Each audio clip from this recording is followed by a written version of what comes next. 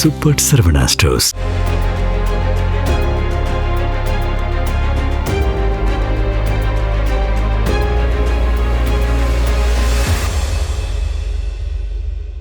நேர்களே, பாகிஸ்தானுக்கும்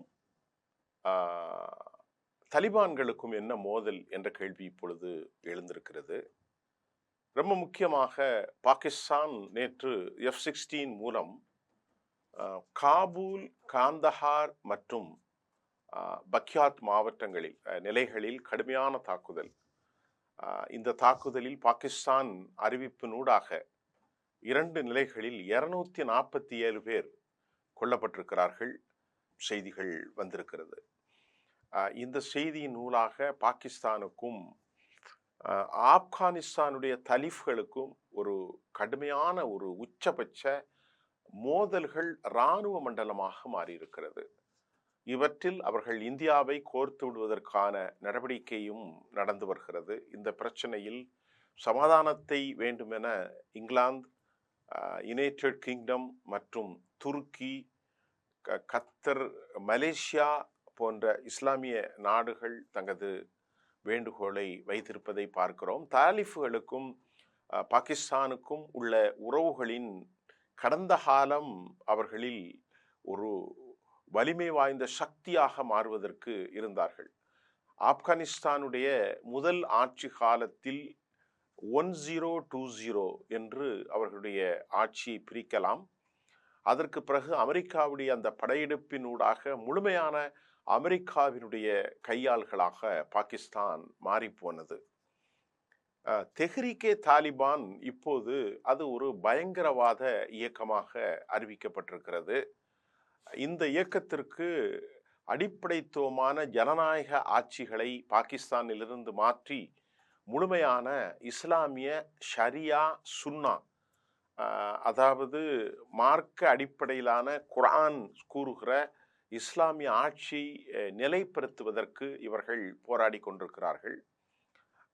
ஃபஸ்தூன் அந்த ப்ராவின்ஸ் எல்லைகள் லைன் ஆஃப் கண்ட்ரோல், ஒரு ட்ரைபல் கம்யூனிட்டி டென்ட்டாக வாழுகிற இடத்தில் வலிமை பெற்ற டிடிபி, தெஹ்ரீகே தாலிபான் பாகிஸ்தானில் ஆட்சி மாற்றத்தை கொண்டு வருவதற்கான அவர்கள் ஏற்கனவே முயற்சி செய்து 2008 இந்த அழுத்தத்தினூடாக பர்வேஸ் முஷரஃப், அமெரிக்காவின் அழுத்தம், இதனூடாக அது ஒரு இஸ்லாமிய குடியரசாக மாறியது, பின்பு நிலை மாறியதையும் நாம் பார்க்க முடிந்தது. தற்போது அசீம் முனீர் மற்றும் சஃபாஸ் ஷெரீஃப் அமெரிக்காவினுடைய ராஜதந்திர உக்திக்கு உட்பட்டவர்களாக மாறியிருப்பதும், அமெரிக்காவின் கையாள்களாக இந்த நடவடிக்கைகள் இருக்கலாமோ என்றும் சொல்லப்படுகின்றது. கடும் போக்குவாத இஸ்லாமிய சித்தாந்தத்தை மேற்கொள்ளும் டிடிபி, அதாவது தெஹ்ரீகே தாலிபான், ஏற்கனவே 8 மாதங்களுக்கு முன்பு கடந்த அக்டோபரில் ஒரு கடும் மோதல்கள், உரசல்கள் 2 தலைமைக்கும் நடந்து அதில் ஏராளமானவர் கொல்லப்பட்டார்கள். நேற்றைக்கு 50க்கும் மேற்பட்ட 2 தினங்களுக்கு முன்பு பாகிஸ்தான் இராணுவத்தை சார்ந்தவர்கள் படுகொலை செய்யப்பட்டிருக்கிறார்கள். அதற்கு பகரமாக அமெரிக்காவினுடைய F-16 மூலமாக தலிஃப்களுடைய நாட்டில், அதாவது ஆப்கானிற்குள் அவர்கள் பெனிட்ரேஷன், இன்கர்ஷன், தரை தாக்குதல்களை நடத்தி ஃபஸ்தூன் லைன் ஆஃப் கண்ட்ரோலில் இருக்கும் ஏராளமானவர்கள், அதிலே பல அப்பாவிகள், குழந்தைகளும் குண்டு வீச்சில் பலியாகி இருக்கிறார்கள். மிக முக்கிய ஆன்மீக நகரமாக பார்க்கக்கூடிய காந்தாரி என்று சொல்லக்கூடிய கந்தஹார், காபூல், பக்யாத் போன்ற இடங்களும் தாக்குதலுக்கு உள்ளாகி இருப்பதையும் நாங்கள் அவதானிக்கக்கூடியதாக இருக்கின்றது. தலிபான் என்றால் அவர்கள் ஒரு தாலிஃப் என்பது அந்த மொழியிலே பஸ்தூன் தாலிஃப்களில் முல்லா உமரால் ஆரம்பிக்கப்பட்டது. தலிஃப் என்றால் ஸ்டூடெண்ட்ஸ் என்ற அர்த்தம். ஏனென்று சொன்னால் முல்லா உமர் பாகிஸ்தானில் ஒரு மதரசாவினுடைய ஆசிரியராகத்தான் தனது பணியை தொடங்கினார். அதற்கு பிறகு அவர் அங்கிருந்து இந்த பழங்குடி பகுதிகளுக்கு வந்து இஸ்லாமிய போதனாக்களை மக்களுக்கு சொல்லிக் கொடுத்து அதில் உருவானதுதான் இந்த தாலிஃப். அவர் ஒரு இமாமாக இருந்த காரணத்தினால் அவரிடத்திலே பயிற்சி பெற்றவர்கள்தான் தாலிஃப்களாக மாறினார்கள். ஆகவே தான் இது சோகால் தலிஃப் என்று அழைக்கப்படுகிறார்கள். ஆனால் நாம் பேசுகின்ற போது தலிபான் என்று சொல்லுகிறோம். அதற்கு உண்மையான அர்த்தம் தாலிஃப் என்று சொல்லப்படுகிறது. இந்த தாலிஃபினுடைய அடிப்படை இந்தியாவினுடைய தேவபந்த் மதரசா, அதாவது உத்தரப்பிரதேசத்தில் இருக்கும் தேவ்பந்த் மதரசாவினுடைய அடிப்படை அகீதா கல்வி கொள்கையை அவர்கள் மேற்கொள்கிறார்கள். இது ஒரு ஜமாத்தாக இவர்கள் இருக்கிறார்கள். ஆனால் இங்கே இருப்பவர்கள் கடும் போக்குகளாக இல்லை. ஆனால் அவர்கள் என்ன சொல்கிறார்கள், நாங்கள் பயங்கரவாதிகள் அல்ல, எங்களுடைய நாட்டை எங்களுடைய மண்ணை ஆக்கிரமிப்பு செய்கிற போது நாங்கள் அதை மீட்டெடுத்தோம் அமெரிக்காவிடமிருந்து என்பதை அவர்கள் தெளிவுபட கூறியிருக்கிறார்கள். இந்த நிலையில் பாகிஸ்தான் இந்த முறை தாக்கியதற்கு கடுமையான பதில் விளைவுகளை கொடுத்து நீண்டகால கசப்புணர்வுகளையும் ஒரு எனிமிட்டி அனிமாசிட்டி, கடுமையான நீக்கப்பட முடியாத கருப்பு பகையை உருவாக்கி இருக்கிறது. அது நீக்குவதற்கு கஷ்டம். ஏனென்று சொன்னால் கடந்த முறையை தவிர தாலிஃப்கள் இந்த முறை மிக மோசமான ஒரு மனநிலைக்கு வந்திருப்பது அவர்களுடைய லைன் ஆஃப் கண்ட்ரோல், கட்டுப்பாட்டு எல்லையை தாண்டி பாகிஸ்தானுடைய நாசகார விமானங்கள், அமெரிக்காவால் வழங்கப்பட்ட இந்த விமானங்களின் குண்டு தாக்குதலில் 300க்கும் மேற்பட்ட கேஸ்வாலிட்டிஸ், கால்கள் ஊனமுற்ற நிலையிலும் பலர் கொல்லப்பட்ட நிலையிலும் ரிட்டாலியேஷன், இதற்கு மோசமானதொரு பழிவாங்குதல் நடவடிக்கைகள் இருக்கும் என்று சொல்லப்படுகிறது. வினையை விதைத்தவன் எதை விதைக்கின்றானோ அதை அறுப்பான். 90களுக்கு பின்பு இந்த இயக்கம் வலுமைப்படுத்துவதற்கு மீள முக்கிய காரணம் அமெரிக்கா என்பதை நாம் கொண்டு வேண்டும்.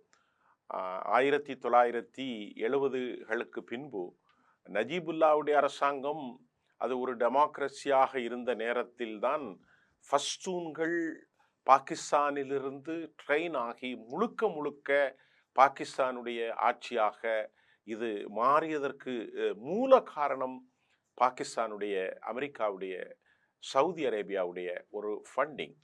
நான் இதை ஏன் சொல்கிறேன் என்று சொன்னால், உலகெங்கும் வாழுகிற இஸ்லாமிய ஜிஹாதிய அடிப்படை குழுக்கள் முஜாஹிதீன்கள் என்று அவர்கள் தங்கள் பெயரை மாற்றி கொண்டார்கள். அதாவது ஜிஹாதிகள், இறையியல் போராளிகள்.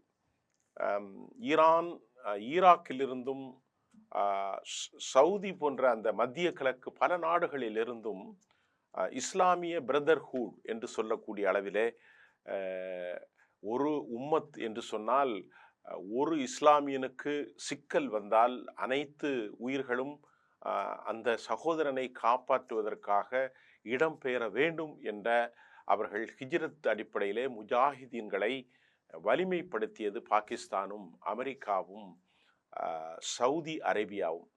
அந்த காலகட்டத்தில் அமெரிக்காவினுடைய ஒரு பொறியியல் சிவில் இன்ஜினியரிங் மாணவனாக நுனிநாக்கு ஆங்கிலம் பேசக்கூடிய ஒசாமா பின் லேடன் இந்த சிந்தனையின் பால் அமெரிக்கா சோவியத்துக்கு எதிராக அவர்களை வளர்த்து ஆளாக்கி உரமிட்டு தலை உரம் போட்டு ரொம்ப ஸ்ட்ராங்காக வளர்த்து தலிபானோடு அது உருவானது.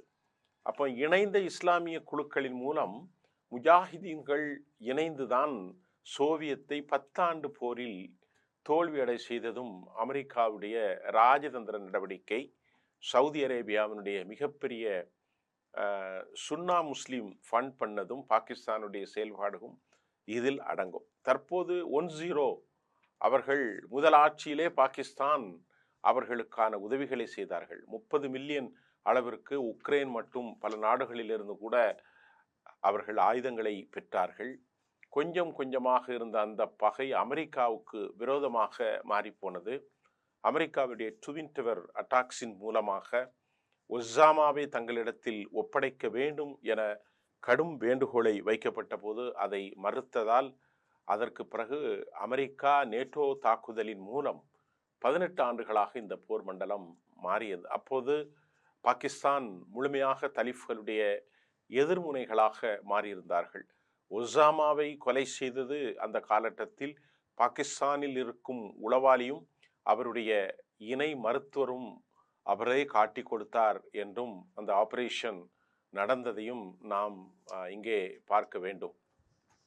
நேரலையில் ஒளிபரப்பப்பட்ட இந்த ஆபரேஷன் உலகம் முழுவதும் ஒரு பெரும் தாக்கத்தை ஏற்படுத்தியது. இப்படியெல்லாம் உலகம் முழுவதும் பயங்கரவாதங்கள் உருவான நேரத்தில்தான் இப்பொழுது இந்த தெஹ்ரீகே தாலிபானுக்கும் பாகிஸ்தானுக்கும் இடையிலே கடுமையான மோதல்கள் வந்திருக்கிறது. சில ஆண்டுகளுக்கு முன்பு தெஹ்ரீகே தாலிபான் இராணுவ பள்ளியின் உள்ளே சென்று 143 குழந்தைகளை சுட்டு கொண்டார்கள். இந்த அமைப்பில் சில முக்கியமான ஃபவுண்டர்ஸ் 2007 இருக்கிறார்கள். அவர்களுடைய கோரிக்கை பெண் கல்வி. மலாலாவுடைய கல்வி எதிர்த்தும் அவள் சுடப்பட்டாதும் அதற்கும் இந்த தெஹ்ரீகே தாலிபான் ஒரு மூல காரணம் என்று சொல்லப்படுகிறது. இப்படி பல போக்கில் இவர்கள் நடந்திருப்பது தற்போது பாகிஸ்தான் உடைய ஷபாஸ் ஷெரீஃபுடைய ஸ்டேட்மெண்ட் அவர்களை நசுக்கி போடுவோம் என்றும் சொல்லியிருக்கிறார்கள். இந்தியாவிற்கும் தாலிஃப்களுக்கும் உறவு பலப்பட்ட நேரத்தில் கடந்த அக்டோபரில் 6 நாள் தேவபந்த் மதரசாவுக்கு வந்து முத்தாக்கி இந்தியாவுக்கு வந்தார். முத்தாக்கியினுடைய வருகை இந்தியா ஏராளமான ராஜ்ய ரீதியான உறவுகளை பாகிஸ்தானில் கொண்டிருக்கிறது. தற்போது கூட இந்த நிலைகளுக்கு காரணம் இந்தியாதான் என்றும் ஆதாரங்களற்ற ஒரு பொய்யை பாகிஸ்தான் கூறியிருப்பதாக சொல்லப்படுகின்றது இந்திய தரப்பிலே. ஆகவே இந்த கொதிநிலையில் மீண்டும் ஒரு போர், மத்திய கிழக்கில் ஈரான், அமெரிக்கா, இஸ்ரேல், இங்கே பாகிஸ்தான் தலிஃப்களுக்கு இடையே உள்ள போர். பாகிஸ்தான் 6.5 லட்சம் இராணுவ வீரர்களையும் ஏராளமான டேங்கர்களையும் நாசகார கப்பல்கள் மற்றும் அமெரிக்காவினால் வழங்கப்பட்ட ஆயுதங்கள், தளவாடங்கள், ரெடார் கருவிகள், ஃபைட்டர் ஜெட்ஸ், அதே போன்று சீனாவினுடைய ஃபைட்டர் ஜெட்ஸும் அங்கே கொடுக்கப்பட்டிருக்கிறது. ஆனால் இவர்களிடத்தில் அப்படி ஒரு வல்லமை இல்லை. ஆனாலும் இவர்கள் ஒரு தீவிரமான களப்போராளிகள். ஆகவேதான் அமெரிக்கா 700 லட்சம் கோடி இழந்த பின்பும் வெற்றி கொள்ள முடியாத சக்தி. தற்போது இந்த நிலையில் இது எப்படி மாறப்போகிறது என்பதை நாம் பொறுத்திருந்து பார்க்க வேண்டும். அவர்களிடத்தில் சில வலிமையான ட்ரோன்கள் இருப்பதும் இதன் மூலம் பாகிஸ்தானுடைய எல்லை பகுதியினூடாக தாக்குதல் நடந்து வருவதாகவும் செய்திகள் வந்திருக்கிறது. மீண்டும் பல புதிய செய்திகளோடு நாம் நாளை சந்திப்போம். நன்றி.